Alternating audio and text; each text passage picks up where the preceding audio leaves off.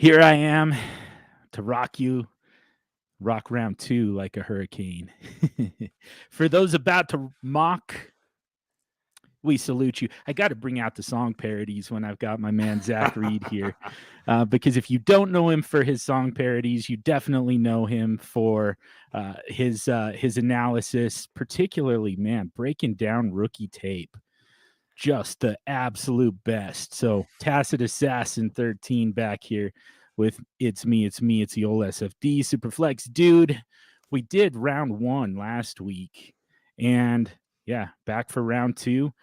Um, Man, I guess like I would still say, obviously, you want to go back and check out that first episode. You missed a lot.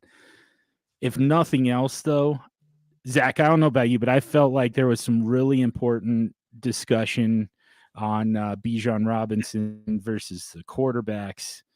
And then we kind of got into some pretty important stuff with some of the wide receivers a little bit later as well. Absolutely. And I think that this year is going to be really interesting with that question up at the top, because normally it's if you have the one-on-one, it's whoever the best quarterback is and let's go. This is going to be a little bit different.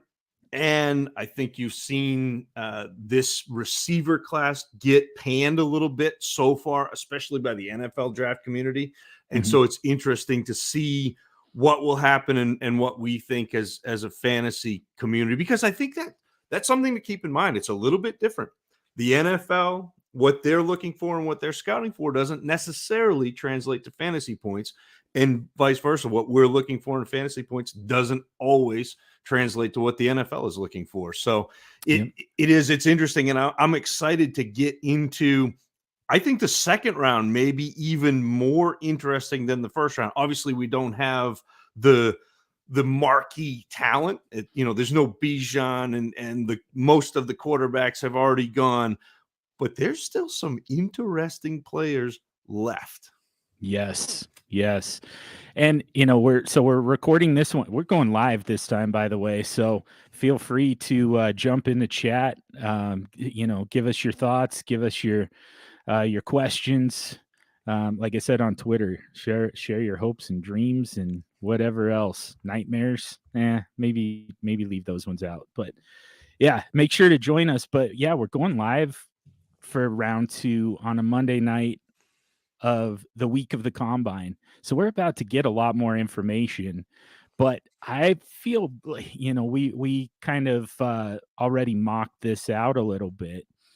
And I feel pretty good about the names. Like I don't feel like we left a whole lot on the table that that belonged in round two. We've got a few that we'll talk about, but for the most part, I think that this, it's a deep class, and it seems like there's going to be a tier break right around the end of the second round.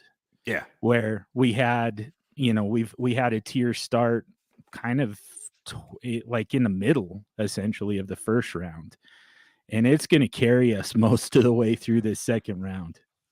Yeah, it's one of those. It's a deep class. It's got a real good top end, but then you're going to be able to find some fantasy viable players all the way through this second round. I mean, you hear the people like to say, "Oh, a second round pick is a first round pick." Well, that's not true. But most of the first round isn't a first round pick either. I mean, You're going to get 6 or 7 guys who are like first round picks, and then you've got 15 or 16 who are second round picks, and that's okay. Yeah.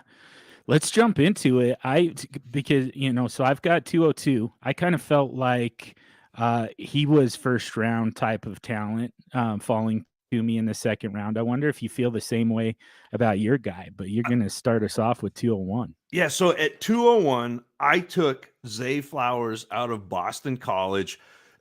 Obviously, 4-year player, senior, but his senior year, he had the 78 catches for over 1,000 yards, 12 touchdowns, really sudden in route, has got speed enough to win deep, but also quickness enough to win underneath. He's great with the ball. I don't love him at the catch point, so he's a little bit undersized to be going down the field and trying to win with verticality, but he's got speed enough to get down the field and actually beat a defender, without having to go high point. And so you've been hearing since the bowl games and this steady drumbeat of Zay Flowers. And you have seen, if you follow odds, and I'm not, if you have a gambling addiction or any, like, go seek help. But if you follow the odds at all, you've seen the odds of Zay Flowers being a first round pick steadily climb. And so if you've got a first round wide receiver who drives targets, who can score, which is an interesting thing, because usually we talk about touchdowns being the least sticky and year to year there. But you've seen Zay Flowers consistently find the end zone, and he works really well both in the red zone and has the ability to score from deep.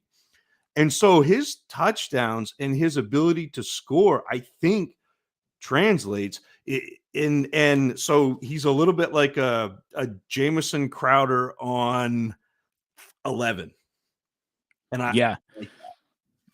Fun Guy 2000 in the chat asked, how did Zay Flowers not get drafted in round 1? And I think that's a fair question. I mean, but also the first round, like the first round is stacked. We had 4 quarterbacks go in the first round. And if you have 4 quarterbacks go in your first round, somebody is getting bumped out, and Zay Flowers is one of those candidates. Absolutely. You also, I mean, and here's how it ended up going for me. Here's how it kind of shook out for me. I really kind of favor running backs, especially when you've got, a fairly deep running back class like this one. At this point, without knowing, draft capital, landing spots, things like that. The thing about it is, so what we've kind of learned is quarterbacks and wide receivers create their own situation. They improve their own situation. So, kind of regardless of where they land, we still wonder about draft capital. If they're drafted, quarterback in the top half of the first round, you feel pretty good about them. Anything beyond that, you're pretty skeptical. Wide receivers, you said last week, the second round is a new first round. You were talking more about running backs, but we kind of feel the same way with wide receivers. We love seeing them go in the first round. Second round is still of the NFL draft. We're still going to be pretty interested, and there's going to be a lot of those wide receivers. There's going to be a lot of ways to find that wide receiver scoring. We really kind of want to take some shots in my opinion, we kind of want to take some shots at some running backs, especially not knowing their landing spots, because, that it does make a big difference for running backs. Absolutely. And I see in the chat that somebody, it seems odd Zay Flowers didn't get drafted, but it's exactly what you're saying, John, is when I go through a rookie draft, if I have a tie, I'm breaking my tie to a running back. So if I have an evaluation tie, or if they're in a tier, I'm going to draft the running back. And I know we've been spoiled over the last couple of years because we've had some really good receivers come out basically from AJ Brown, that class on. So you had AJ Brown and you had Jefferson and you had Chase and this past year where you had Olave and you had Garrett Wilson, you've had a lot of receivers come out and produce early. That's not necessarily something you want to bank on, and especially in the back half of the first round and early second round. So I'm breaking ties to running backs because it is so much easier for a running back to come in and be fantasy relevant, be fantasy productive, and if you're into that sort of thing, to be able to turn them for a profit. And I like to talk about it as an escalator versus an elevator. So a running back, because there's only one running back on the field at a time generally, I mean, nobody's running with a fullback anymore. You've got one running back. And so if that running back goes down for any reason, the next guy up is going to assume, I mean, obviously not 100% of what that workload is, but oftentimes you'll see them come in and get enough of that workload to be fantasy viable. Whereas a wide receiver, if you've got 3 wide receivers on the field and your wide receiver 1 gets hurt, now it's an escalator. The 2 usually assumes a little bit more of the workload, and the 3, and then whoever comes in is the bottom man on the totem pole, and they're not coming in and assuming the wide receiver one role. And so to me, it's easier to predict when a running back is going to come in, see volume, and volume translates to touches to fantasy points. Like that's what we're doing. Yeah. Yeah, I also think once we get some landing spots for running backs, we're going to see the tiers at running back really kind of shrink, really kind of tighten, you know, where at wide receiver, we're not going to see a lot of that. You know, they're like, again, you really kind of go off of athletic profile, you know, college breakout, college dominator, you know, all our typical metrics when it comes to wide receivers, because that generally holds up once they get to the NFL. And like I said, it kind of doesn't matter where they get drafted. It matters when they get drafted, but as long as they're drafted within the, you know, the first 2 or 3 rounds, we're usually, you know, we're not going to back off of a wide receiver. But a running back goes to the right place and we're just done with them. So, you know, quite honestly, Zach Charbonnet, Zach Evans, both at the very end of the first round, they're, you know, we're kind of going off of their athletic profile because that's the information that we have at hand at the moment, but they're kind of placeholders. Right. We're really just kind of saying, I'm taking whatever running backs end up in the best situations, you know, and with the highest draft capital. That's kind of what we're looking for with those picks at the very end of the first round. So, you know, there isn't really a scenario for me where Zay Flowers jumps into the first round. It's pretty unlikely anyways. And it would have nothing to do with him, if I'm being honest. And I'm super happy to get him at 201, but somebody's going to fall. Again, 4 quarterbacks go in the first round. Somebody is going to end up getting pushed down into the second round, and it happened to be Zay Flowers because we're breaking ties to running backs, and I'm happy at sitting at 201 to get Zay Flowers. We've got several wide receivers too who, like, you could make the same argument that they deserve to be in round 1, at least at the end of round 1. So, but you know, that just kind of goes to show how big that tier is of wide receivers. And again, that it's not likely to change. On to pick 2 though, still not going wide receiver just yet, because to me, we've got a tier of 1 tight ends. Like there's one guy essentially, and that's Michael Mayer, big tight end out of Notre Dame. And you know, we kind of talked about this last week, how the NFL is really kind of grading several tight ends as first round, you know, giving them first round grades. We're seeing a lot of mock drafts with, you know, NFL mock drafts, not fantasy, where, you know, you've got 2 or 3 different tight ends going in the first round, but there's a lot of Drew Sample type guys, you know, kind of those inline blocking type of guys. Michael Mayer is a guy who, you know, I think you're going to see him line up in the slot quite a bit more. He's kind of a Mark Andrews type, and maybe you've got a better comp than I do, but to me, this is one of the more likely tight ends to actually produce out of this class. Yeah, I think he is about as safe as you can get in this class in terms of tight end, and you're probably going to get a productive tight end. I mean, he may not be the top end. You may not see him reach the heights of Mark Andrews and Kelsey and Kittle, but he does everything you want to see.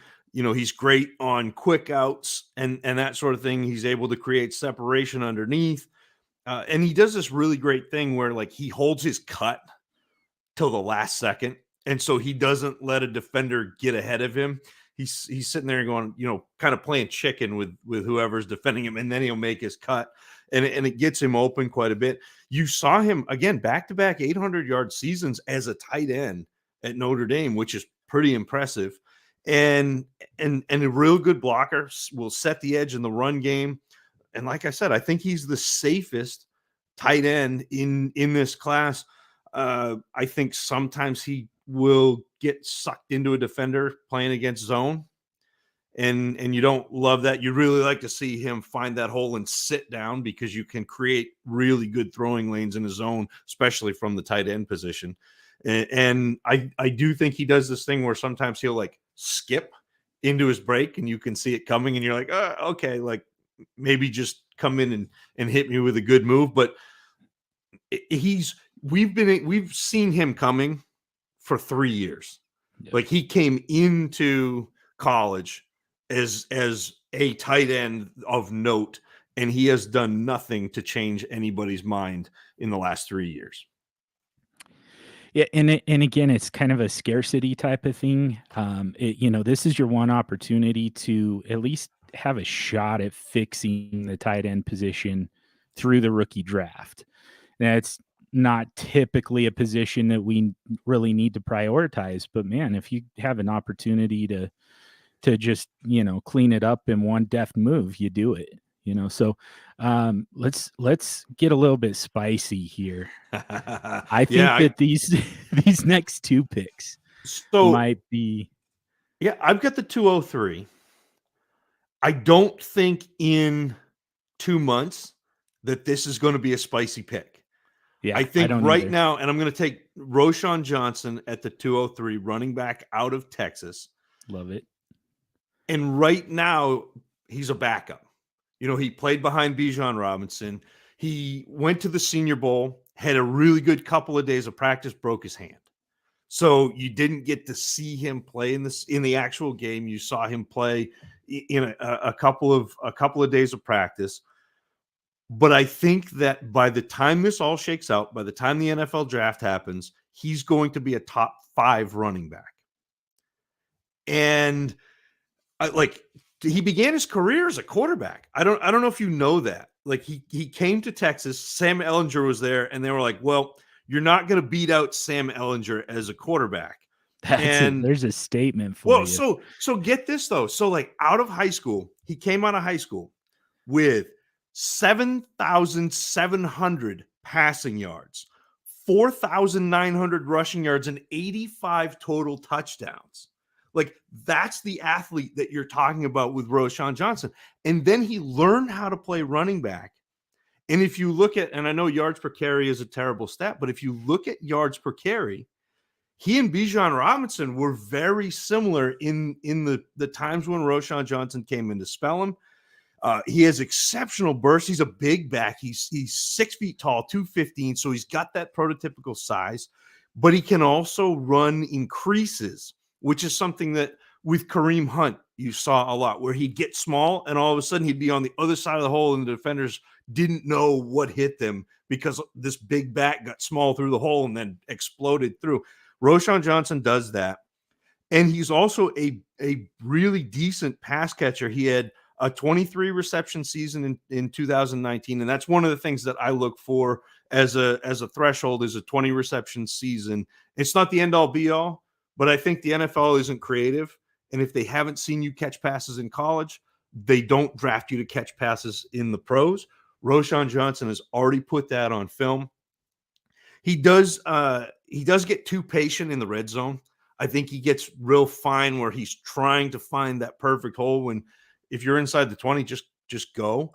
But there are so many things I like about Roschon Johnson as a running back, and I think that the rest of the draft community is going to catch up here in a little bit. So another guy who can catch passes out of the backfield, and that is about all he has in common with Roschon Johnson. At 204, 30-pound difference, 4-inch difference. Tyjae Spears, though, and again, this is a little bit hot takey here in at the very end of February. But I mean, first of all, you've got the MVP of Senior Bowl week. And all of a sudden, man, we just kind of saw Twitter flooded with video of this guy and the speed and the wiggle. It's superhuman. And I just think that this is going to be this is going to be someone who we're going to see rising up draft boards, just on a fairly consistent trajectory. throughout this offseason. So I'm really just kind of getting ahead of that. And I'm saying, assuming a decent landing spot and some reasonable draft capital, I think that we're going to be on Tyjae Spears. And honestly, we might even have to take him in the first round by the time it's all said and done. Well, and that's the thing is you got this hype from the Senior Bowl, and that's just going to continue to snowball downhill toward the draft. And he's the type of profile that I really like in terms of second round backs, because I'm looking for what I call a pass catcher plus. I'm looking for a guy who can catch passes, who has an immediate role, and that is Tyjae Spears. I mean, he had 22 catches this past year, 256 yards, and a couple of touchdowns. I see the graphic on the screen. We're actually shorting him 9 pounds because he came in at the Senior Bowl at 204, and that was one of the real concerns with Tyjae Spears was, is he going to be big enough to handle a full workload, even though he had 229 carries at Tulane this past year? Is he going to hold up to an NFL workload? Now, 204 pounds is not huge, but it's big enough to fit that profile and be a lot of fun. And it was funny because I was on the Crossroads with Peter Howard in January, and he was like, who do you think, who's the sleeper? Who's nobody talking about yet? And I was like, man, I watched Tyjae Spears, and he is – I haven't seen the burst and quickness to and through the line in probably 3 or 4 years, when you talk about that. And he does that. And then he's got long speed to carry it once he gets through. And so he's fun. I do think he's a little undersized. I think he lacks the power to run inside. And I think sometimes he gets in a hurry to go nowhere, where like he'll use his burst before the holes open up. So he's not quite patient. But there is some serious upside with Tyjae Spears. And they only get smaller. So before we get to 205, though, I just want to take a quick break here because Fun Guy 2000 asked us in the chat, if you had the 101, would you trade it? So essentially Bijan Robinson for a late first and 2 seconds, and then take someone like Roschon. And we talked about it last week. But yeah, I'm gonna let you take this one because we came up with an answer that we actually agree on, even though we don't completely agree on what you do with 101. Yeah, it's one of those where if you're trading Bijan Robinson, you're probably in need of multiple picks and a quarterback. Like that's probably your team. Because if you're one of the Bulls of the Woods, adding Bijan Robinson is going to be fantastic. I mean, he should be a top 5 running back coming in just off the rip. Yeah. So if you're trading Bijan Robinson, I want to get a quarterback back. So either get, one of those where you're in that Trevor Lawrence tier of quarterbacks, or multiple first round picks with one of those being a shot at a quarterback. So, 102, 103, 104, if you're, Anthony Richardson excited, that sort of thing. And so I don't think I would take a late round, like a late first round and then 2 seconds, because if you look historically at the way draft pick hit rates are, the first half of the first round is about a 50%, maybe a little better than 50-50. Once you get to the back end of the first round, you're at 50-50. And once you get into the second round, you're at about 25% hit rate. And it goes steadily down the further back you get. And so to go from a sure thing in Bijan Robinson, or building pieces like a quarterback and then something else in the later first where you might end up with like a Kayshon Boutte or a Zay Flowers or one of these Addison, Jackson Smith and Jigba, or one of those running backs that we like back there. I think moving that far down is really going to end up doing you a disservice. Yeah. So for us, it really kind of, it has to be either 102 or 103 to start. And then you add to that. But yeah, start there. And if you're not getting one of those other top 3 picks, it's kind of a non-starter. I mean, there's the player equivalent, I suppose, but like you said, quarterback is really kind of the goal if you're going to move off of Bijan Robinson. And spoiler alert here, I don't think we're going to draft another quarterback. We're going to do. We're on 4 for 4. We've got to do a 4-round mock. Like that's just kind of branding, but I don't think we're going to get. I don't know about you, but Tanner McKee and the geriatrics don't do a whole lot for me. Yeah, it's you have to squint. Like if Hendon Hooker gets 2nd round capital in some like alternate universe, then yeah, fine. But right now we don't have that information, so it's real hard to squint and make your face believe that.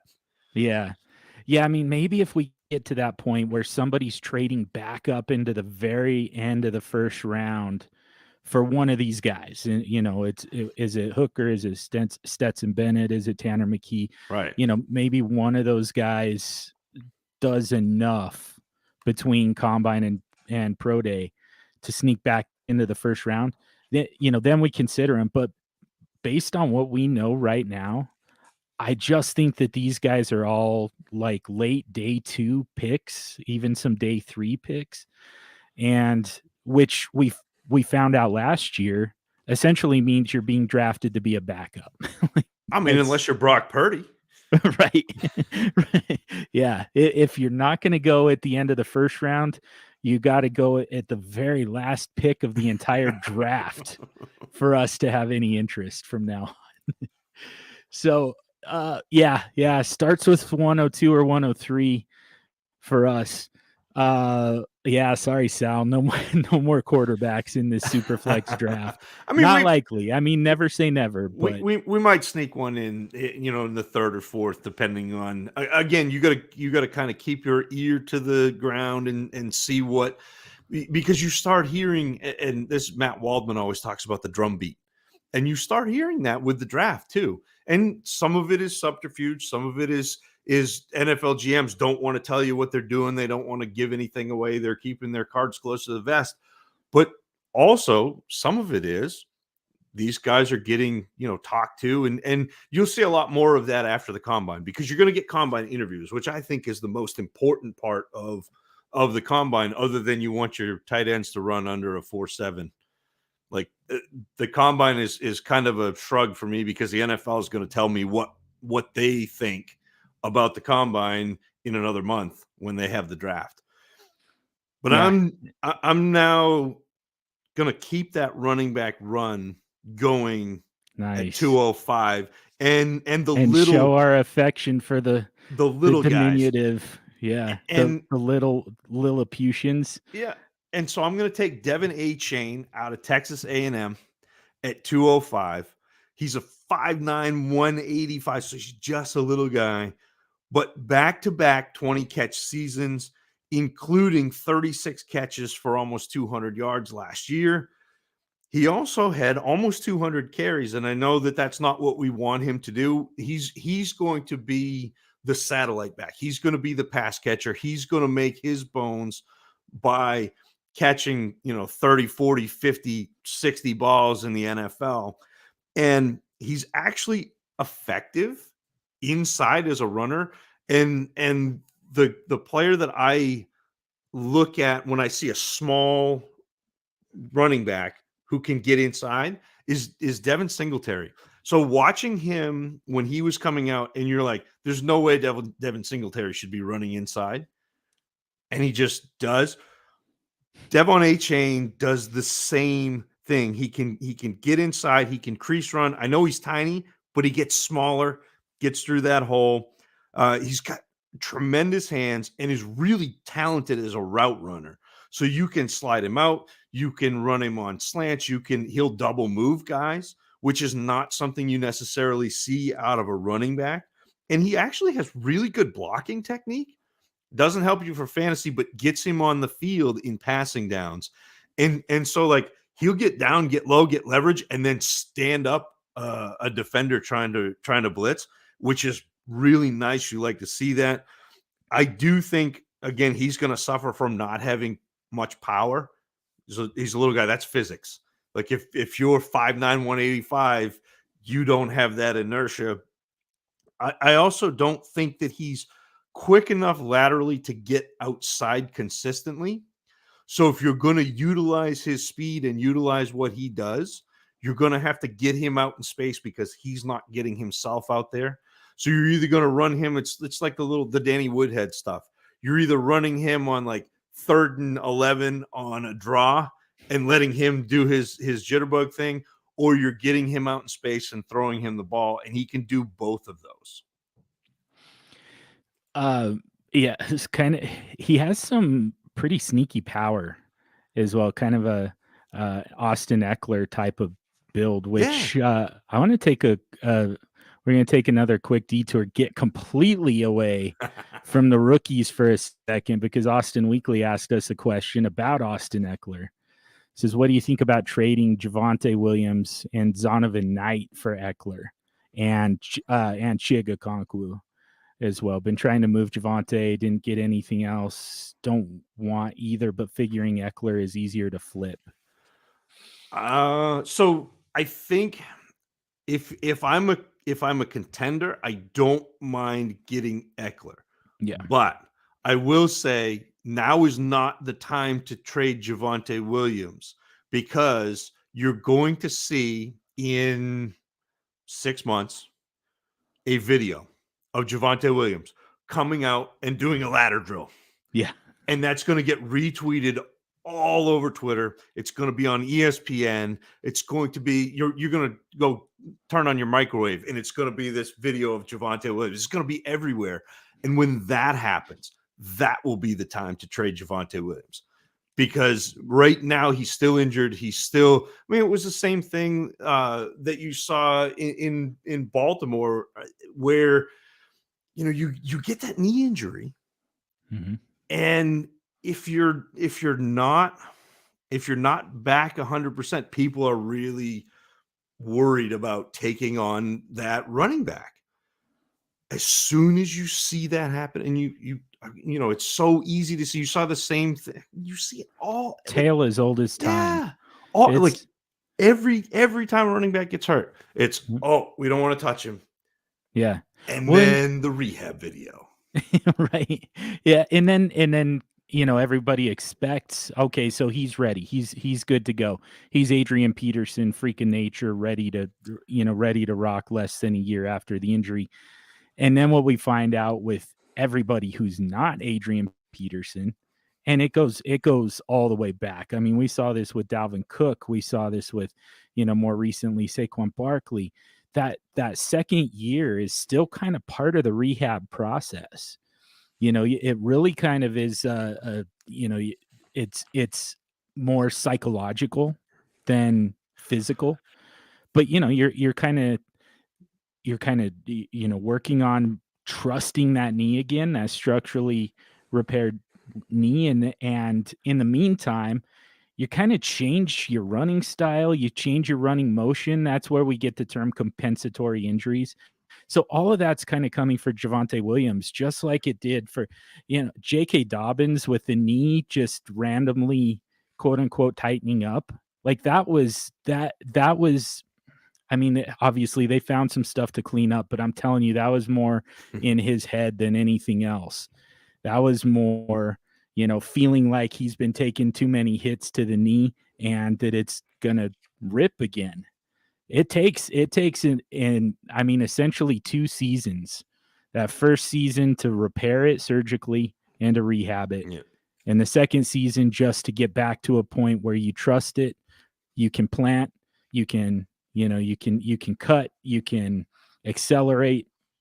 So, you know, Javonte Williams, I kind of think you're in for a lost season in 2023, but I agree with you. No one's going to really catch on to that until the season starts. The one thing I would say though is I would be a little bit nervous just because, you know, Sean Payton is really kind of known for that 2-back, you know, committee. Jahmyr Gibbs is out there that gives you your Kamara. I mean, there are really kind of a lot of ways for Denver to address that position.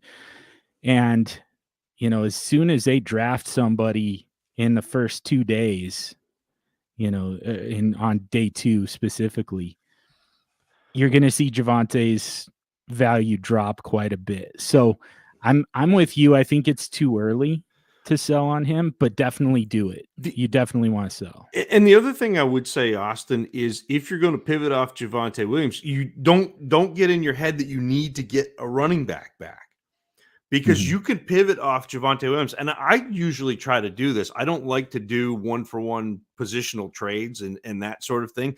So, like, if you can move Javonte Williams and go get somebody like Treylon Burks, or if you can go get Ayuk or Debo, one of these guys who maybe disappointed a little bit last year, even Cooper Kupp, man, like Cooper Kupp coming off that injury where he's dropped weight, and I know he's older, but he's going to score serious points again. And so that's the type of move that I would be looking to make. If I'm going to pivot off Javonte Williams now, I'm going to go get a wide receiver who can ascend a little bit. Yeah. If you want to keep those points at running back, which, I mean, we're not necessarily concerned about scoring right at the moment, because it's going to be a while before anybody scores anything. But, if you do want to kind of maintain the head count at the running back position, back to J.K. Dobbins, I kind of think that his value is so depressed that now is the time, especially when you start seeing these mock drafts, the Mel Kipers and McShays of the world saying that Baltimore is in play for Bijan Robinson because they don't believe in J.K. Dobbins anymore. I mean, all this is doing is depressing the value of J.K. Dobbins, making him a bigger and bigger buy. So that would be another one to consider, I think. Let's get back to our draft. And so we finally ran out of running backs, at least for the moment. So back to the wide receiver position. And so kind of what I was saying at the top, you're not going to see me draft a wide receiver in the first round of a Superflex rookie draft very often, just because, again, the tier doesn't shrink. On draft day, at the NFL draft, the tier isn't going to shrink, and so our projections for these guys really kind of hold up, and our values for these guys really kind of hold up. But when you get into the second round, that's the time to do it. And that's the reason to not do it in the first round, is the fact that we've got so many of these guys who are going to be very comparable. They're going to make it to the second round when people are kind of scrambling for quarterbacks and running backs, when we find out that those tiers are actually, really kind of shrunken by the NFL draft. So to me, this is the time to start on wide receivers. We're here at 206, and I'm going with Josh Downs, wide receiver from North Carolina. And again, I think that easily can make the argument that he belongs in the first round. And in fact, I think you're going to see that happen in some of your Superflex rookie drafts, and you're going to come back and tell us that it was ridiculous of us to let him fall to 206. But, just based on scarcity, just based on, kind of value and based on the size of the tiers at these positions, I think, 206 for Josh Downs feels like just about perfect to me. Yeah, and it's really interesting that a player like Downs, who's had back-to-back over 1,000-yard seasons, 2 years ago he had 101 catches and 1,300 yards. Like, he was legit. It's interesting to see players like Downs and a couple of these other players that we're going to talk about here in a minute get pushed down, because, again, I do think that this is a very, very good wide receiver class, in spite of what a lot of draft nicks are saying. Mm-hmm. Downs a really good hands catcher. And I talk about hands catching a lot when I'm doing my film work. And what I'm talking about is going out away from your body to meet the ball and catch it out here. And what that does is two things. is it puts your body and some space between the defender so you can make the catch and then bring it in and keep it protected. And the other thing it does is it keeps the ball off of your chest, shoulder pads, whatever it's going to hit. And so it makes it a lot easier. You're cushioning that catch instead of trying to catch it off a rebound. And so that makes you a lot more likely to make plays. And in Josh Downs' case, make plays in traffic. And he will do that. He'll go across the middle and make plays. It's a lot of fun to watch him do that. And he can play on the boundaries as well. But man, he's so good in the middle of the field. I do think that he's not as quick laterally as you expect him to be. So like you see him and he's 5'10", 180, and you're expecting him to come out and be like this real quick, shifty, create separation, with a cut, and he's not that. But he does do a real good job, stretching the field, catching the ball in traffic, making plays. Really nice pick. Like I'm disappointed he wasn't around a couple more, a couple picks later. I wonder how far he would have fallen if I had just stuck to the all running backs all the time thing. It doesn't seem like he would have went here at 207. Well, I would have been considering Downs at 207, but 207 I went with Dalton Kincaid, and I don't want to get shut out of this tight end class. Mm-hmm. And if we had been doing this another 4 days later and we had the combine, this might have been Darnell Washington. The 6'7", like huge tight end out of Georgia, not the tight end out of Georgia that everyone's talking about, not Brock Bowers. But if Darnell Washington runs fast enough, fine. Dalton Kincaid out of Utah is fantastic. A junior this past year led Utah in receptions, yards, touchdowns as a tight end. Like legit, he's very quick off the line of scrimmage. He is a little bit smaller than what you think of as a traditional NFL tight end, 6'4", 240. Be interesting to see what he comes in as. But can line up. It's just like what you talked about with Mike Meyer. He can line up outside. He can line up in line. You see him set the edge on run blocks. You see him wham block, which is like going from one side of the formation to the tackle position at the other and like freeing a running back to make a play there. And I don't think any tight end in this class tracks the ball down the field as well as Dalton Kincaid. You see him make plays even in traffic down the field. And so I think one of the drawbacks is if you look at this past year, almost a quarter of his yards and catches came in one game against USC. So you kind of throw that out, but then you look at what else he did, and I think he's going to be a solid producer with potential to be a little bit more than that. And so I'm really happy about getting in on the tight ends in this class and happy about getting in on Dalton Kincaid. And he has a cowboy hat. I mean, I hope that this isn't like an action shot. I hope that he's actually wearing a helmet on the field instead. But I mean, he looks like someone who could get away with just wearing a cowboy hat. Ricky Rocks asked, how large is the gap in talent between Mayer and Kincaid? And this is a question for you, my man. So I feel like Mayer is the safe pick. I think he's got that ceiling floor of like tight end 4 down to like tight end 12. With Kincaid, I mean, it may be nothing. I mean, he may be a tight end that you just kind of shrug at, but I also think that he's got the potential to be up in that upper echelon of the Kittle, Andrews. So again, if your team is really good and you're picking for upside in the second round, Kincaid is fun.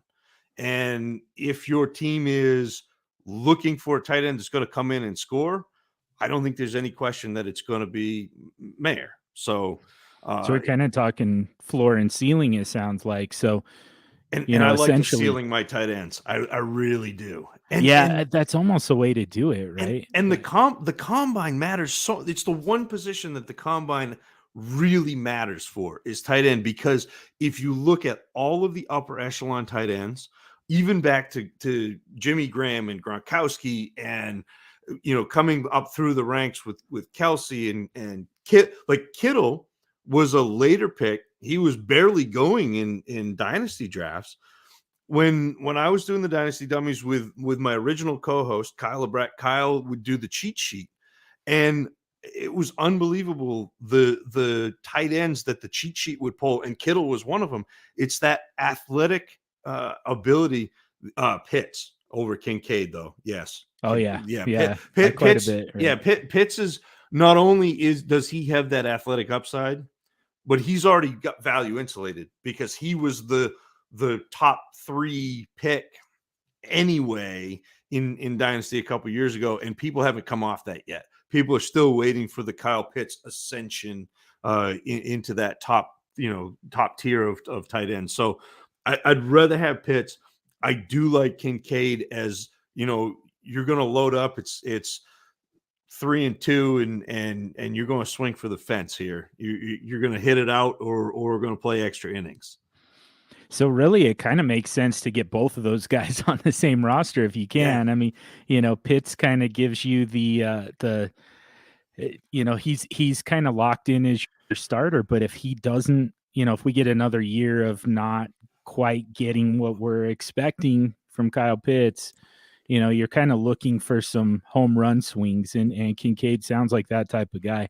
Where Mayer kind of makes a little bit more sense with some of the lower floor type of guys, upside guys like Greg Dulcich and Chigakonkwo, guys like that.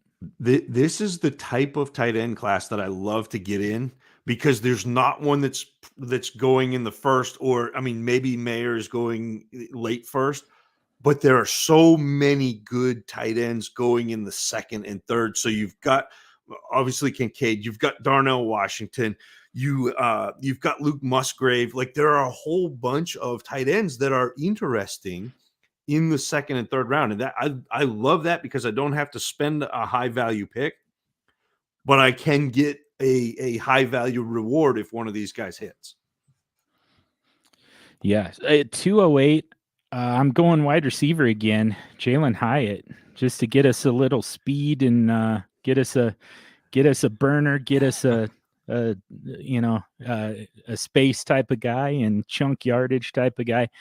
And we're at this point in the draft, we really are kind of looking for that type of upside. Now, I am also very, very concerned about Jalin Hyatt after we've seen this time, and we've seen too many of this type of guy recently. I'm not going to hold Henry Ruggs against Jalin Hyatt, even though that's a little bit, similar to the comp. I think that's it. And again, you might have a better comp, but to me, that's kind of what we're looking at. And I think that speed could very well put him in the first round. But man, we've just seen so many teams strike out trying to find that home run hitter in the first round. Well, and I think too that position and the value that position adds, that field stretcher, and make no mistake about it, like Jalin Hyatt, that's what he does. My open for my write-up on Jalin Hyatt is, when criticized that all of his songs sound the same, George Thorogood legendarily responded, "Well, I only learned me 4 chords, but I learned them real good." And that's Jalin Hyatt's 9 route is bad to the bone. Like, that's what he does. And he's going to do it. And defenses still couldn't stop it. I mean, he had 15 touchdowns and over 1,200 yards this year. And, but the thing that I worry about with Jalin Hyatt is, he couldn't beat out Velus Jones, Josh Palmer, and Cedric Tillman in his first 2 years at Tennessee. He was behind those guys. He wasn't doing very much.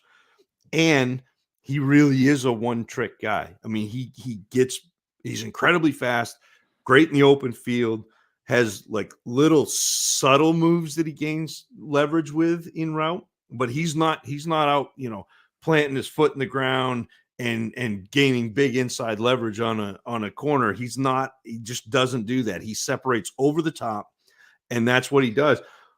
I think it's a great pick in the late second of a rookie draft, because if he hits and you have him as your wide receiver 3 or wide receiver 4 or a flex play every week, he's the type of guy who can go 2 for 105 and 2 touchdowns. That's not out of the realm of possibility. And so I like to have that type of player and that type of swing on my team. I just don't want to pay a first round pick for it. And I'm worried that if Jalin Hyatt goes early in the NFL draft, he's going to start sliding up into the back end of that first round in rookie drafts. And so, like, getting him here, awesome. Yeah, exactly. I mean, and bump him up a little bit in best ball, by the way. That's kind of what he's built for. But yeah, that's my concern. But like you said, getting him this late in the second round, I think that's really pretty good value, where, like you said, there's a decent chance that he goes in the first round of the NFL draft, and that pushes him into the first round of our rookie drafts. And that's where those mistakes really get made. That's where, what, 208? Yeah. We're fine with the next KJ Hamler. You're okay in the lightning round. Yeah. We're good with that. At 108, yeah, no thank you. Right. So at 209, I'm going to take Marvin Mims, and he may out Jalin Hyatt. I think he's the player when people are looking at Jalin Hyatt and hoping. I think Marvin Mims may actually be that guy out of Oklahoma, 5'11", 177 pounds. He averaged for his career 19 and a half yards a catch, which is better than Jalin Hyatt ever did in a single season. And he's doing that for his career. He's got speed in route. He's got speed post catch. He can take the top off the defense and is really good at tracking the deep ball. So it's not just like speed and you have to put it on him. It's speed and he can go get it too. And he is the thing that Jalin Hyatt doesn't do. Jalin Hyatt, when you try to get him in space on screens, he'll catch the ball and he'll take 2 steps back. And now he's going to stop his negative momentum and then go forward. Marvin Mims will catch the ball, immediately transition to a runner, and has the ability to use his speed once he does that. And so I really love that. Obviously, the offense in Oklahoma wasn't the prolific offense passing-wise that Tennessee had. And I do think that Mims can be bothered by physical play, especially when he goes over the middle. But, man, he was a player that I was not expecting to fall in love with. And I've got him in my – so I have the top 2 with Addison and Jackson Smith and Jigba. I've got Quentin Johnson as a tier 2. I've got Kayshon Boutte as a tier 3. And then my tier 4 includes Downs, Mims, Flowers, and Rashee Rice, who we're going to get to. But I think that there is a really nice tier, and Mims, I was surprised, is in it. I like it. Okay. I did not see that one coming, to be honest with you. But yeah, that's pretty high praise. So 210, I'm taking running back Sean Tucker out of Syracuse. I will clap for you. That is a fantastic pick. Yeah. Nice. Yeah. I think we're close to the bottom of the barrel on wide receiver all of a sudden. And again, it's a pretty big tier, but I think that we're getting close to the end of it. There's one guy that we both still like. You already mentioned Rashee Rice. We'll get to him, but to me, this is kind of a point where, that the risk that you're taking on with some of the running backs starts to catch up with, the floor you're getting from some of these wide receivers. So I think that we're back into a running back tier here. I think it carries over into the third round personally, but For me, it's going to start with Sean Tucker. Yeah, I love the Sean Tucker pick, and not necessarily that I loved Sean Tucker on film. Like he was fine, but if you look at his stats, they're fantastic. I mean, he had back-to-back seasons. He had almost 250 carries last year and almost 1,500 yards, 12 touchdowns. This past year, he had 200 carries, another 1,000 yards. Both seasons, he had over 20 catches. In 2022, he had 36 catches for 250 yards, another 2 touchdowns. He is way above average as a pass catcher. You can split him out wide. He'll run routes. The really great thing about Sean Tucker is his long speed. And I've seen people say, I think he's slow. Dude's a track athlete. Like he's very fast. And if he gets a hole and has daylight, he's gone. But he also has really good acceleration. And once he's in the open field, he's really good at using angles to continue adding yards. So not only does he have speed, he has smarts to go with that speed.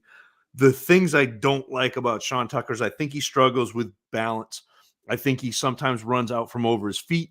I think he can get easy to take down, which is, you talk about runners that have contact balance and add extra yards. That's not Sean Tucker. And I do think he sometimes slows down in traffic and dances instead of like actually going and making a definitive move. And I think that he's not particularly creative. And so you see that with him. But holy cow, if you're down here at 210 and making a pick for a running back who could be a world beater, that's a fantastic pick. Nice. So one thing that I've kind of noticed is that at least with this class, I'm kind of into the undersized speed running backs, and you're all about the size. You've got another beefy guy coming in at 211. Well, so normally I'm about the pass catchers. Normally that's my thing, but Kendre Miller comes in my top 5 running backs. And yeah, he split some time with Zach Evans, who you took in the first round. Mhm. So he split times his first 2 years with Zach Evans. This past year at TCU, he got the full workload, 224 carries, almost 1,400 yards, 17 touchdowns. And like you said, a big running back, a 6 foot, 220 prototypical back.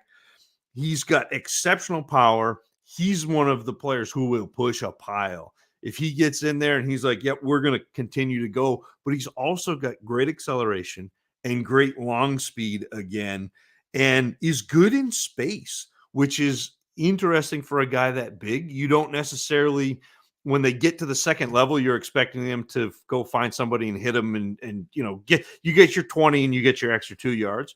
Well, he's not that. He'll go find an angle and get that 20 and get an extra 15 on that angle. And so I really like that. I don't think he's a great pass catcher. He did have 16 catches this past year, but I don't think that's his primary role. And he gets lazy in routes where like he'll go and get close to defender. And it's just like, I'm not open. I'm done. I'm good, which is not what you want out of a running back. You want them to be a safety valve. You want them to be working back to a quarterback or strafing with a quarterback if a quarterback is moving the pocket to give them an option. Miller doesn't do that. And again, he's another one of these guys who's not real creative one-on-one. So like if he gets a defender in a hole, he's not shaking him. Mm-hmm. It just kind of is what it is. But if you block for him, if you get him open, if you get him in space, he is real dangerous, and he is a load to take down at 220 pounds. Nice. All right, one more pick, and then we're going to. I mean, we've got plenty to talk about here. Kind of previewing the third round and beyond, previewing the combine. So we've got plenty going. So feel free to jump in and share your thoughts and your questions in the chat. But Just because the round ends doesn't mean the episode ends by any means. So we still have plenty to talk about. But 212 is Rashee Rice, wide receiver from SMU.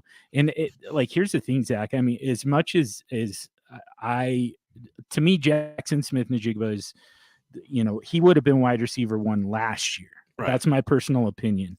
But that's coming from someone who generally does not care for slot receivers.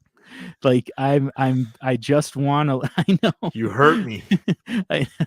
We finally found something else that we disagree on a little bit, but I just want a little bit more scoring upside, I suppose. And a lot of times those slot receivers, it's kind of an extension of the running game, and then you get down around the goal line and it's the running back cleaning it up. So, right. So that's always kind of been my issue. I always gravitate towards these X receivers, these big body alpha type of guys. And Rashee Rice fits the bill for me, especially with the very last pick of the second round. I feel like I'm getting somebody cut from the same cloth as, say, Garrett Wilson. So he lost a couple inches at the Senior Bowl when they measured him. So he came in. Well, they like to squeeze that little extra bit. And you see that on the pro. I always went the opposite. When I played basketball, I always got listed at 5'10", and I come out at 6'1", and everyone's like, uh-oh. But you see that a lot in football, where they're, your receiver, they'll list them at 6'2". He got measured in at the Senior Bowl, still came in with that good solid, 200 plus pounds, but is 6 feet. I think he's really physical post catch. He is a little bit like an AJ Brown light to me, rather than the Garrett Wilson. Like, I think he's a player who, when he catches the ball, he's going to punish you, and he'll run over smaller corners. He's really good across the middle. Will go make plays in traffic. He seems like he's slow, but he's not. He sneaks up on corners, so they'll be running with him, and all of a sudden he's got that little bit extra, and he's got separation. The things that I think are going to hinder him and may hurt him in the draft process is he doesn't necessarily have, and like I said, the deep speed. He's not a burner, so he's not creating consistent separation deep against man.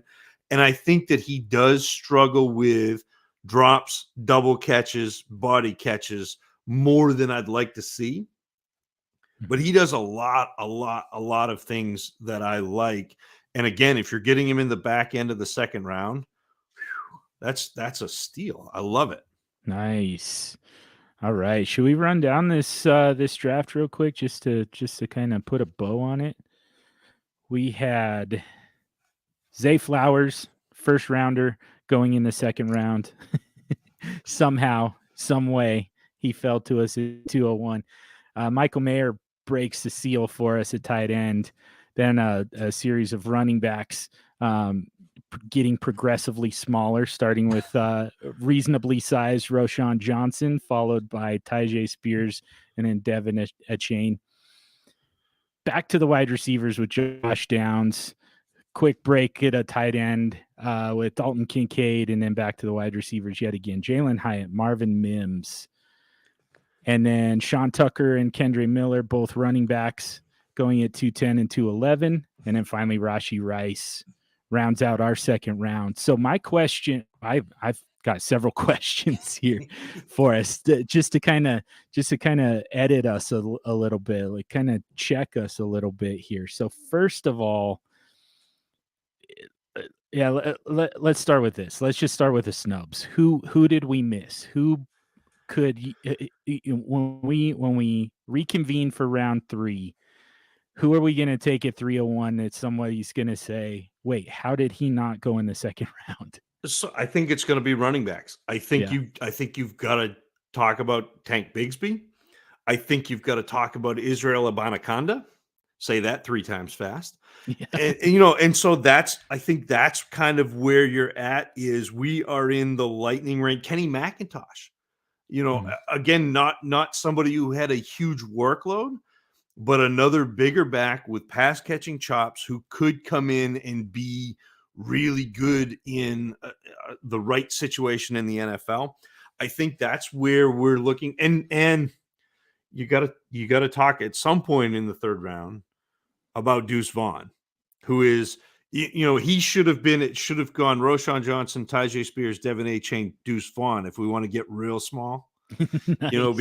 because he is like teeny tiny. And so they've got him listed at 5'6". So he's small, but again, runs really well, is a great pass catcher, has a chance to actually come in and do something in a satellite back role. So there are running backs that we still need to talk, talk about. They're like the Russian stacking dolls. They just kind of keep getting The smaller. nesting. I think for me, Cedric Tillman might be the guy. If we're going to talk about Jalin Hyatt, I think that Cedric Tillman, it's a little bit subjective, but he might have been a little bit more important to that same offense. Even, again, if you want to talk wide receivers, we haven't talked about Rakim Jarrett, who out of Maryland is really nice possession receiver. We haven't talked about Parker Washington, who is another really nice slot receiver, Penn State. Xavier Hutchinson out of Iowa. So there's, again, we're into the third round, and I still think there are players who have upside. I like this question over here from Pina. It says, what was your favorite pick of John's in this round? And I didn't take any quarterbacks, so I think we're just kind of generally happy. So I think if you factor in where he got this player and the potential upside, it's got to be Sean Tucker at 210. Like, I think that the Sean Tucker and Kendre Miller probably could have gone where Tyjae Spears and Devon Achane are. Yeah. Like that's how good that, those type of players, those two players are, the upside of those two players. And yeah, we got a little hype with Tyjae Spears, and you've been hearing about Achane for a couple of years. And again, I have him as my 4 right now in film grade, but he's undersized. So going and getting Sean Tucker at 210 was absolutely fantastic. And for me, man, I mean, there's a lot of these picks that I like a lot, but Roschon Johnson at 203 ahead of the rest of those guys is that's pretty inspired to me.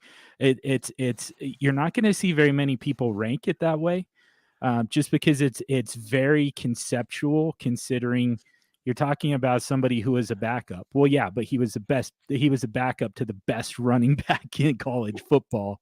Well, and so this is what I struggle with mocks is, and it's the thing when I put out my film grades where I rank the players by my film grades is, and I will say this, you don't necessarily have to draft these players where I've got them ranked. And I probably was too early on Roschon Johnson. I don't know where you would have taken him, but I know for me right now, he's my running back 3.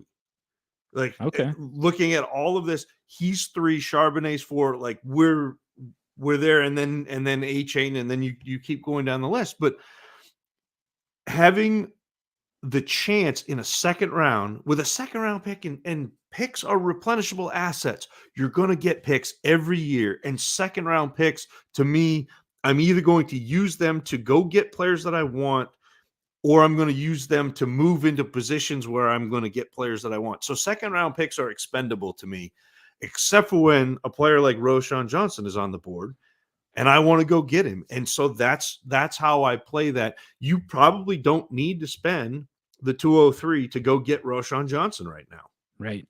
And you may not by the time your rookie draft comes up. It depends on, if he ends up as a second or third round pick, he's going to move up into this area because he's that talented. Especially if he goes to a good spot, one of these, to me, I tweeted about some of the landing spots that we actually want for Bijan Robinson, because mock drafts are saying Philadelphia, Buffalo, Baltimore. And there's a lot of analysis out there about we want him on a quote unquote elite offense. Here's the truth of the matter is that the offense doesn't make the running back. The running back makes the offense. Right. When it comes to a guy like Bijan Robinson, we don't want him on a quote unquote elite offense. We want an offense that's going to run through him. We want him to be the focal point. And there's some really good spots, but there's kind of a lot of them. There are a lot of teams that could use, that one guy that comes in and consolidates the backfield. And if you put Roschon Johnson in, I mean, just spitballing, but Atlanta is one of my favorites. Yeah. There are a few spots where they really could, reset the clock at running back. Minnesota, Dallas, Tennessee. There's some opportunities for him to just kind of, just as a function of being a day 2 pick, end up actually in a better spot than even Bijan Robinson. Yeah. And that's the thing with running back is a lot more situation dependent than wide receiver. So wide receiver, it's talent first, talent second, talent third, and then we start thinking about where they land. With running back, it's talent, but then are they in a situation where they could ascend to be that top running back? Because there are, at any given time, 40 running backs in the NFL who could be legitimate, and maybe that could be low, but could be legitimate starting running backs, especially for fantasy. Because you see this all the time. You see somebody go down. You see David Montgomery go down. Next man up. All of a sudden, it's fantasy points galore. You saw even with Dalvin Cook, when Cook went down, every time Cook went down, Madison comes in. Boom. Madison basically does what Dalvin does. You saw it in Atlanta this past year when Cordarrelle Patterson went down. And you saw that kind of amalgamation produced for fantasy. Mm-hmm. And so that to me is the beauty of running backs in rookie drafts, especially once you get out of that top tier. You're looking for athleticism, and you're looking for guys who land in a spot where they can weasel their way into touches. Yeah. Some of those teams drafting at the top of each round too, and again, I mean, Chicago, if they keep the pick, there's no way that you go Bijan Robinson first overall in the NFL draft. No. I mean, I there's a lot of these teams that I don't, Carolina could use a running back, but I think they're drafting a little too early to really consider Bijan Robinson. I would love to think that he could go in the top 10, but I just think that at this point, NFL front offices have kind of decided, yeah, we don't have to go that early, even for a running back like Bijan. But when they come back up in the second round, that first overall pick of the second round for the Chicago Bears easily could be a running back. And, and all of those teams, there are a lot better landing spots essentially in the second round than there generally are in the first round for running backs. So, yeah. Well, and again, the NFL is going to come to the conclusion eventually that the quarterback position, even though spending that upper ed pick is painful. Like, if you don't hit on them, you should come back and hit again, which is going to push those running backs down even further. And that, like, you don't have to go get a first round running back. You have to hit on a quarterback and then find a running back who can do the job. And at this point in the NFL, they don't even have to be a 3-down back. I mean, your 1A, 1B committees all over the place. So, and again, Roschon Johnson is one of the few players in this draft that I think has a true 3-down skill set. Whether or not he ever assumes that mantle in the NFL, I don't know. But those are the types of players I want. I want the guys who can catch passes. I want the guys who can carry, because if something happens in that backfield that he's in, and all of a sudden he's thrust up into assume the mantle of the running back, he can do that. Yep.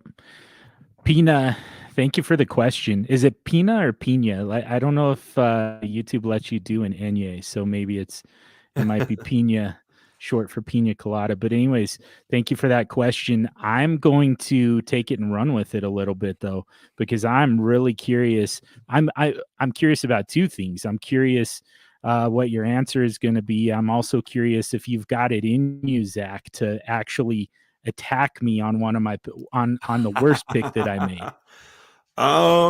So I think that at this point in the where we are in the process, the worst pick is Tyjae Spears, and I think he's a good pick, but I think picking him where you did, where small school, you still haven't, and he's one of the players that I want to see test. And I know that that's not I don't need that, but I want to see him throw up that weight. I want to see him be fast because you've seen him do it against a little bit lesser competition playing at Tulane as you would in the SEC. Like you're and I don't mean to be elitist, but that's one of those things that you like to see. It matters. You and also I think that he gets pushed down in this draft class because there are so many really good running backs who have performed on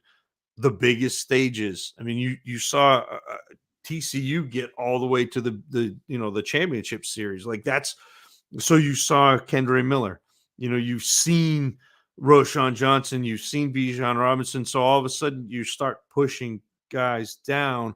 One of the guys that gets pushed down is Tyjae Spears. And again, it's not saying it's a bad pick, but I think we probably jumped the gun on both of the and I'll slap my own wrist too on the Tyjae Spears Devon Achane when there were guys like Sean Tucker and Kendre Miller still available, who I think are going to be more likely to be viable for fantasy. Yeah. Okay. I mean, it's a good big swing. No, it's fine. It's early. It's fine. I mean, I thought all your picks were great, but it's fine. It's what now. I mean, if I was going to pick one out, I would say Dalton Kincaid. Just feels a little early considering. And I mean, here I took a tight end. What 4 picks ahead of you, but Dalton Kincaid at least feels to me like one of those guys who could. I mean, like you said, Luke Musgrave could just as easily be that guy.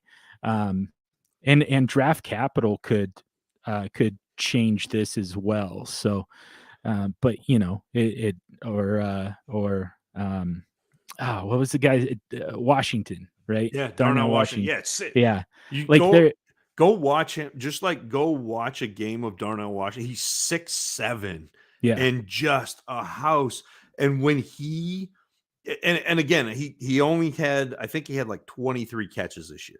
So it's not like they're using him all the time.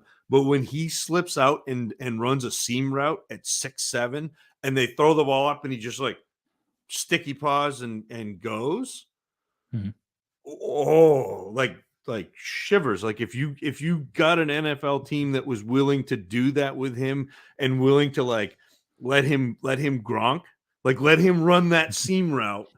And I don't know if he's stoppable, but again, if he runs, higher than a 4.7, then you're not interested, because that's like the one piece of tight end that guys who run slow don't succeed, because you've got to be able to create mismatches.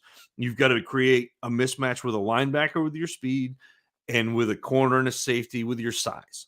And if you can't do both of those things, you're not going to be a productive fantasy tight end. Yeah.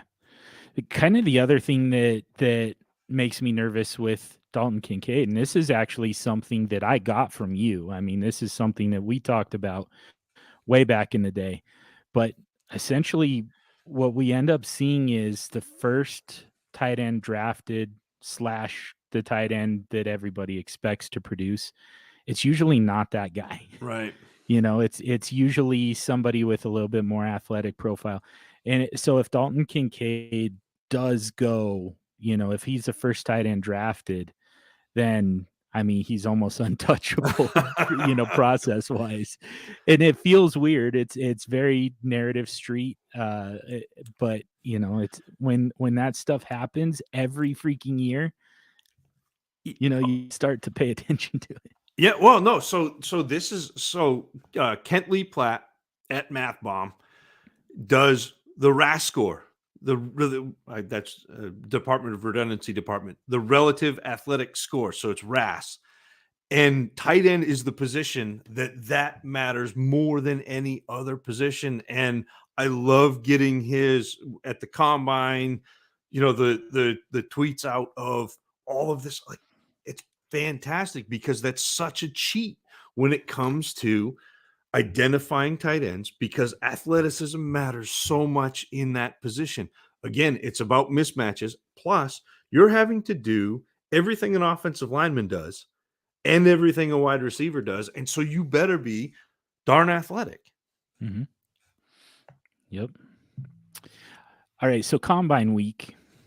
If I was to tell you that after they tested, somebody just absolutely plummeted. Somebody that we drafted in the second round just plummeted out of the second round range.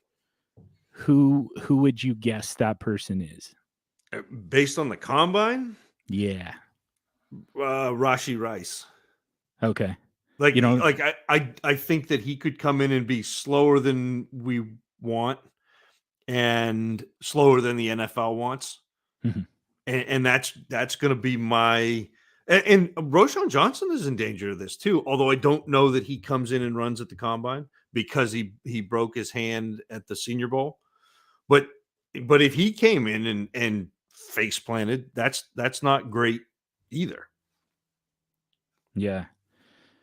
Yeah, we definitely want those wide receivers to be speedy. So, and based on that, who do you think who's the better tank, Bigsby or Dell? I think probably it's going to be Bigsby because Dell is so small. Although you do see his separation. I still got a few more games to watch of Tank Dell before I'm ready to like full on give you my film grade and like where I've got him. Yeah. But holy cow, does he separate? Really? He's got that, he's got that lateral agility and boom, all of a sudden he's teleported, 3 feet away from a defender. So, but again, undersized, and so that's going to be an interesting. And Bigsby's he's another one of these running backs.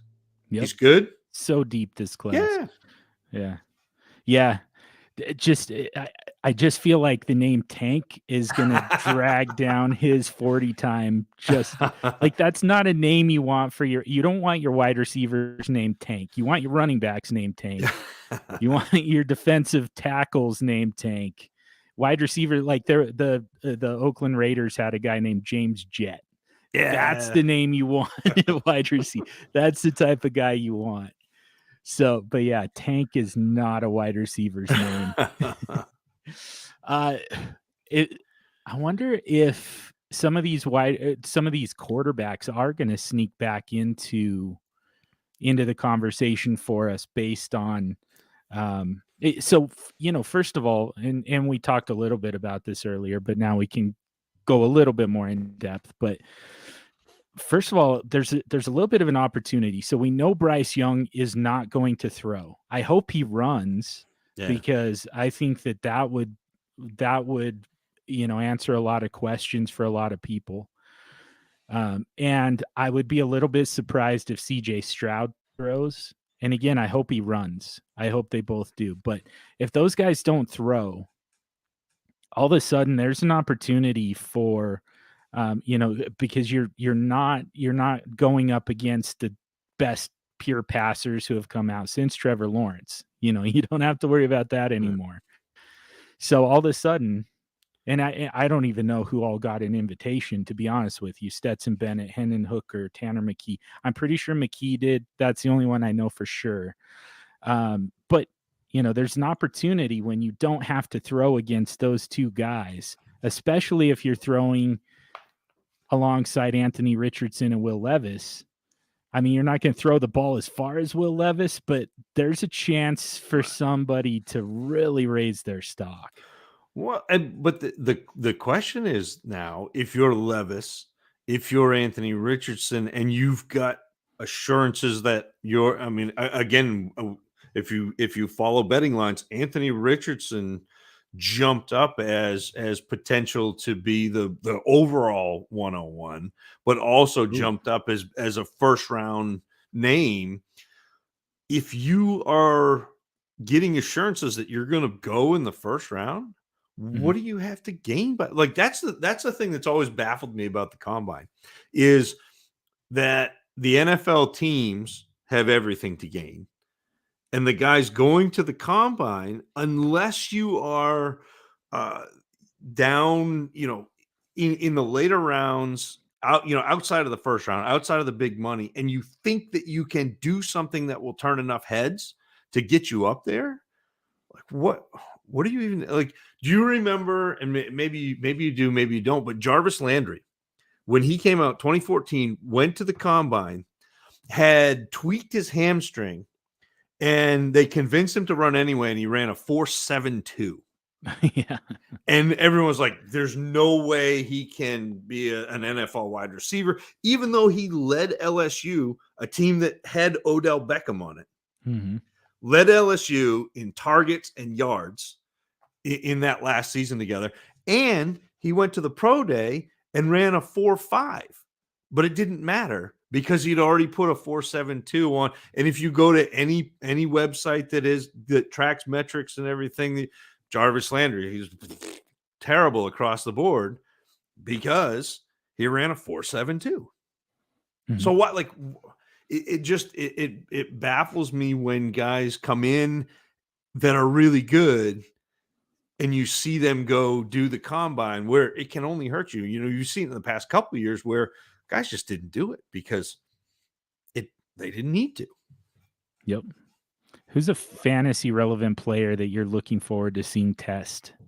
Like the combine, and this is my dirty little secret. The combine doesn't matter. It's fun. I like to watch it, but the combine does not matter to me outside of tight ends. I want to see athletic tight ends, and I want to see if there's a running back that comes in, like James Robinson a couple years ago. Like, I liked James Robinson. I loved his film, but he played in a real small conference. So does he have the athleticism to stack up against the NFL? He did. Awesome. I'm gonna draft him. You see other guys come out, not so much. But in terms of the gen pop of players that go into the combine doesn't matter to me. The NFL is going to tell me exactly what matters with the combine in another 4 weeks. And they're going to know better what matters to them anyway. And so they get the interviews, so they get things that we don't even see. And so all that, to me, if you start counting combine and you start counting the numbers at the combine, and then you count draft capital, you're double counting those combine stats. And so I try to stay away from it. So I do. That's why I do my rankings. I try to do my rankings pre-combine. I'm a little late this year, even though I started early. This is a big class, and we've got a lot to go through. But I do my pre-combine evaluation, and then I do the post-draft analysis. This is how I would draft these players, and then you kind of set that against ADP and say, well, you don't have to draft, X up here. You can draft them at 108 or 107 or in a safe range. But that's the combine doesn't matter to me. Okay. It's fun. I'll watch it. It's great, but it doesn't matter. I like it. It's hot takey and I like it. Yeah. So we're going to take a little bit of a hiatus from this before we get to round 3, just so that both of us have a little bit more opportunity to kind of familiarize with the deep sleepers, if you will, of because I mean we're digging deep when we get into the third and fourth round. And to me, as much as I've felt for several years now, like this 2023 rookie class was going to be significantly better than 2022, basically across the board. With the possible exception of wide receiver depth. That was as much as I felt like this was going to be a better class. By the third round, they generally just kind of catch up. They all are. And I did a show a couple of weeks ago about what people think a good class is and what a good class is, and what people think is your second round picks or first round picks. Yeah. That only exists in hot take land on Twitter. Like, that's not reality. What a real good class is you've got 2 or 3 quarterbacks who are going to go in the first round. Awesome. You've got a couple of running backs that you can identify that are really good and should be, no brainer, are going to produce in the NFL, going to produce for fantasy. Pretty and solid. Then you've got 2 or 3 wide receivers that you can identify as really good. And we've got that. This class has all the ingredients of a good class. And then you have, again, from what do we say? Pick 109 to pick 212. You've got a whole bunch of guys that you're interested in rostering, excited to draft, and will have potential to put up fantasy points. Yep. Man, the depth too. That's a big part of this. Just kind of regardless of your roster construction, whether it's a Superflex flywheel and you're going minimalist at wide receiver and you just want that army of running backs, hey, we've got that for you. If you want to build around wide receivers, you can build up the depth there too. So yeah, it's got a little bit of everything. I'm kind of curious, and obviously we haven't spent a whole lot of time on it yet. You've spent more time than I have. But do you have kind of a sense of what to expect in round 3? Is there a position that you think is going to kind of rise to the top? I mean, again, it's running back. I think that there are still 3 or 4 really decent, viable potential, come in and spell a backfield and do what Tyler Algier and Dameon Pierce did this year. And that's valuable, especially when you get to the third round. Yeah, perfect. On that note, how about we wrap this one up and come back in 2 or 3 weeks, whatever, and we'll have a lot more insight into these deeper rounds, these later rounds for you. So, but we're going to do round 3. We're even going to do a round 4. So that's how far we're going to go with this thing. We're going to do it again, and I think we're going to do it again live. So definitely make sure to join in and bring your thoughts, your questions, whatever you've got. Just join the conversation. And as we continue this 2023 Superflex rookie mock draft on 4for4. Thank you to 4for4.com for hosting us. Thank you to Sal Stefanelli for organizing, producing, and just kind of making our lives better just in general in between. Thank you, of course, to my partner here, Zachary at Tacit Assassin 13. I'm Superflex dude John Hogue, and we're out.